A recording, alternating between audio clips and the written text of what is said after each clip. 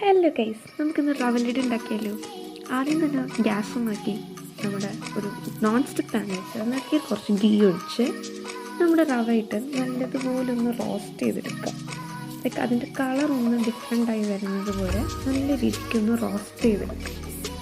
അത് വേറൊരു പ്ലേറ്റിലിട്ട് മാറ്റിയിട്ട് അതേ പാനിൽ തന്നെ നമ്മൾ ഒരു കപ്പ് ഷുഗറും അതിൻ്റെ കൂടെ നമ്മൾ കുറച്ച് വെള്ളവും ആഡ് ചെയ്ത് നല്ലതുപോലെ ഒന്ന് മെൽറ്റ് ചെയ്തിട്ടെടുക്കുക. ആ മെൽറ്റ് ചെയ്തതിൻ്റെ കൂടെ കുറച്ച് നമ്മുടെ തേങ്ങ മിക്സിയിൽ നല്ലപോലെ ബ്ലെൻഡ് ചെയ്തിട്ട് അതുകൂടി ഇതിനകത്തേക്ക് ആഡ് ചെയ്ത് കൊടുക്കണം.